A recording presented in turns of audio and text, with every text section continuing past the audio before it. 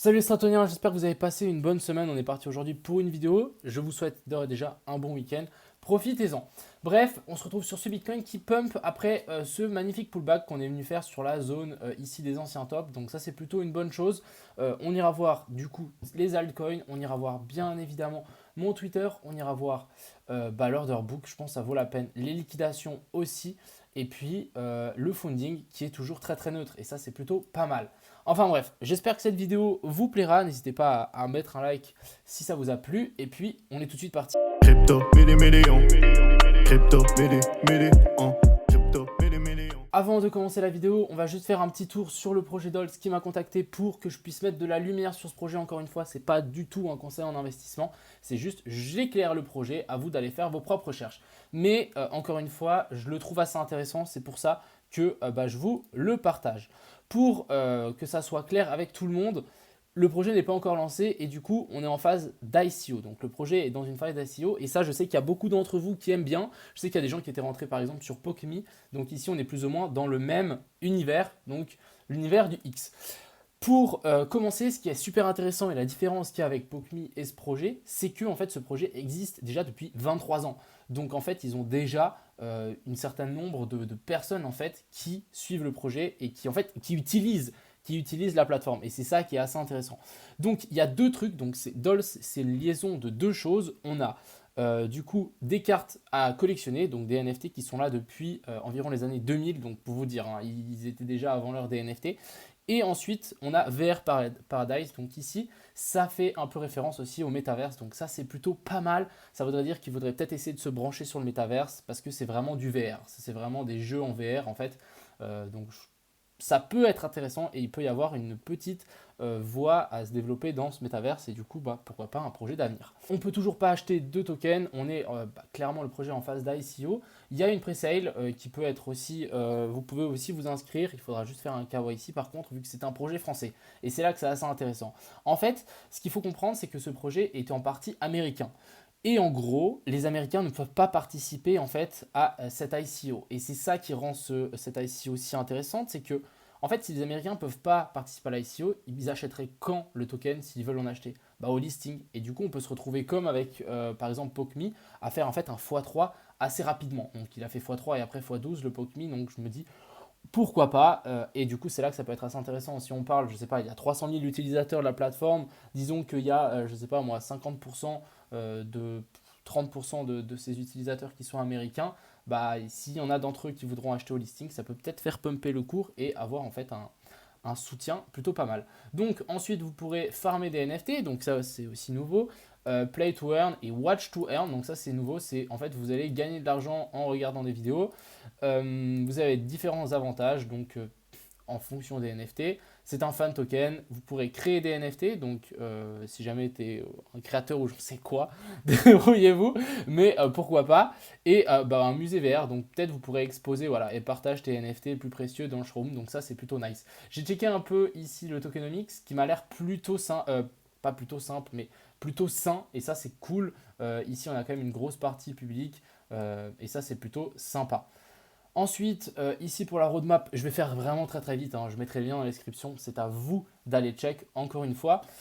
Actuellement, on est ici, donc on aura bientôt premier cours de la prévente, deuxième tour, et ensuite, bien évidemment, cotation dans les DEX et ajout de liquidité. Ce qui est assez intéressant, c'est que en fait, on va directement avoir quelque chose qui va soutenir le cours, c'est qu'en fait, ils comptent lancer leur première vente de NFT et leur premier lancement très très vite après le lancement du token, après le listing. Donc ça peut vraiment être pas mal.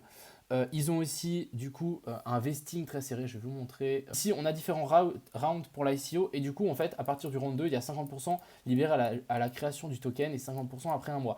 Et le reste c'est dans 10 mois, 10 mois, 10 mois, 16 mois. Donc franchement c'est dans super longtemps et du coup ça peut créer encore une pression, en fait ça enlève une pression acheteuse sur ce petit token. Donc voilà, en gros, c'est la fusion, c'était déjà la fusion, mais c'est la fusion de deux choses, donc NFT Ice Stripper et VR Paradise, donc ce qui est plus ou moins dans le métaverse VR et NFT avec un fan token. C'est en gros le projet Dolls, ça peut assez bien marcher, hein. Vous connaissez je pense que toute la niche du X, c'est plutôt en vogue en ce moment. L'équipe, je l'ai vérifié, ils ont bien LinkedIn, c'est bien des vraies personnes. Ils ne sont pas là pour faire mumuse en gros et ils sont là pour créer un projet et améliorer en fait ce qu'ils avaient déjà avant. C'est pas comme s'ils partent de zéro. Ils ont déjà quelque chose et ils créent et ils l'améliorent et ils avancent avec ça. Et ça, c'est plutôt très très bien.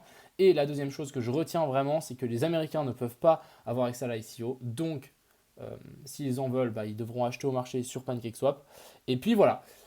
Encore une fois, je rappelle que la pré-sale, c'est avril ou mai. Il n'y a pas encore de date précise. Je mettrai tous les liens en description. N'hésitez pas, si ça vous intéresse, à aller checker un œil. Encore une fois, je ne suis pas du tout un conseiller en investissement. Je mets juste de la lumière sur le projet. À vous d'aller voir, à vous d'aller vous renseigner, etc. Et il faudra faire un KYC par contre pour utiliser et pour acheter des tokens en pré-sale, bien évidemment. Enfin bref. J'espère que cette petite présentation vous a plu. Sur ce, on est tout de suite parti pour l'analyse technique. Avant que j'oublie, toutes les personnes qui participeront en fait à l'ICO, vous recevrez en fait un NFT à toutes les personnes qui ont participé à l'ICO. Donc ici, vous avez le NFT, je mettrai aussi dans la description si vous voulez aller checker. Et en parlant de ça, moi j'ai un concours, donc n'hésitez pas à partager, à participer au concours. Je mettrai aussi le lien dans la description pour en fait participer. Donc c'est un partenariat avec eux. Il y a 200 balles à gagner pour deux personnes.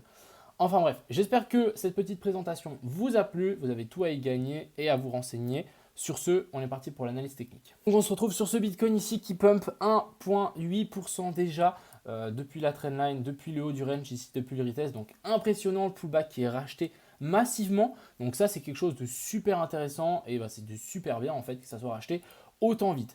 Est-ce que ici on a un potentiel bottom? Clairement, on a commencé à valider en fait des belles zones, je vais vous montrer ça en plus petite time frame. Donc le retest ici on l'a fait sur les anciens sommets, ça a été racheté très très massivement. Limite ça me fait presque peur, mais c'est très très bullish ce qu'on est en train de faire. Donc ici ce qu'on a fait c'est que on a fait un joli V bottom et ensuite on est venu se rappuyer dessus. Donc on n'est pas venu rechercher les stop loss qu'il y avait en dessous.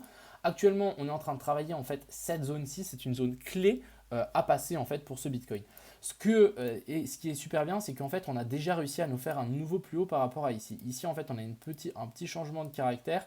Donc, changement de tendance. Ici, on est cassé, faire un nouveau plus bas. Et là, en fait, on a eu une cassure et une clôture au-dessus. Donc là, ça veut simplement nous dire, OK, inversion de la tendance. Ici, on repasse bullish et ça, c'est super.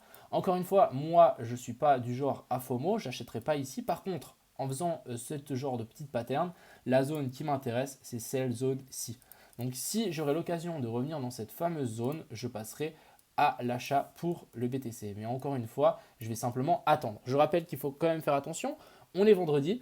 Demain, c'est le week-end. Donc, vous savez ce qui passe souvent le week-end. Hein. La dernière fois, on a vu ce pump. On peut très bien aussi avoir un dump. Ici, du côté des liquidations, on a toujours un pic de liquidation qui se trouve un petit peu plus bas, jusque vers la zone des 43 000. Donc, est-ce qu'on va venir chercher ces liquidations-ci ou maintenant on va venir chercher les liquidations au nord? Pour vraiment nous confirmer cette fameuse tendance, il faudra réussir à nous faire une clôture en fait au-dessus de la zone des 58 000 pour pouvoir essayer de s'évoluer un petit peu plus haut.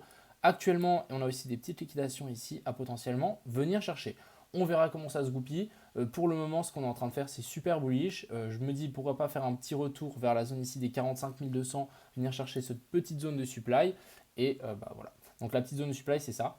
Je vous montre donc les order books. Donc ici, on voit bien que ça a été bien racheté par Binance sur toute la descente. Ensuite ici, même chose, on avait des ordres qui sont passés au marché. FTX qui fait le petit malin, dès qu'on monte, ils ont enlevé leurs ordres. Donc ici, c'est open bar. J'ai l'impression que c'était peut-être des ordres pour faire un petit peu peur. Et sur Bitfinex, ici, je vais quand même vous montrer parce que je n'ai pas vu ça avant. Mais ici, on a la même whale. Donc vous voyez ici la whale, elle a mis plein d'ordres de vente sur toute la hausse ici. Et du coup, maintenant, elle a placé un gros bloc en dessous. Et là, vraiment, tout ça, c'est des potentiellement ordres d'achat. Donc ça, c'est vraiment des bitcoins. Mine de rien, vous allez me dire, c'est pas beaucoup, c'est à coût de 30 bitcoins. Mais quand on en a chaque 50 ou chaque 10 dollars, ça commence à faire une sacrée somme. Donc actuellement, revenons sur ce bitcoin, super bullish. Il arrive à nous faire une clôture par rapport à ça. Il faudra se méfier du potentiel pullback qu'on a ici. On pourrait largement venir s'appuyer dessus pour ensuite rechuter.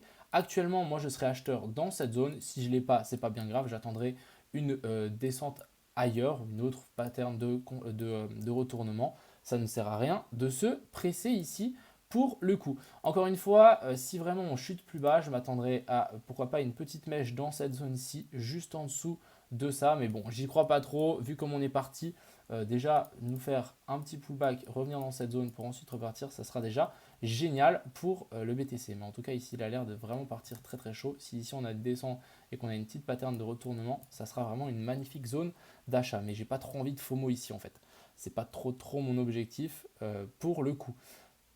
Ensuite, du côté de l'Ether ici, qui a extrêmement bien racheté, on est juste passé en fait sous la petite zone où il y avait les stops. Donc, magnifique petite déviation, hein, ici on le voit bien. Franchement, c'est super. Ici, pullback, on traverse, on réintègre, on refait le pullback et ensuite explosion vers le nord. Donc ça, c'est vraiment quelque chose de très très propre du côté de l'Ether. Et même chose le BNB, on est venu chercher les stop loss. Ici en dessous, on est presque... Est-ce qu'on est venu... Ouais, on est venu chercher la petite zone de supply qu'il y avait là. Super intéressant. Donc voilà, encore une fois, miser sur ces fameuses zones de supply, ça vaut la peine. Et je pourrais presque même tirer ça jusqu'ici en bas sur la bougie ici en fait. Ça sera encore plus propre. Donc voilà, ici, même chose, belle zone de supply et ça va pumper. Encore une fois, il faut quand même faire attention. Je vais quand même vous dire petit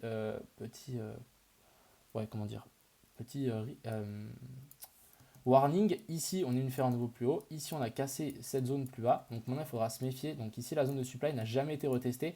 Donc c'est vraiment la zone sur les vendeurs vont essayer de défendre. Donc il faudra se méfier par rapport à ça.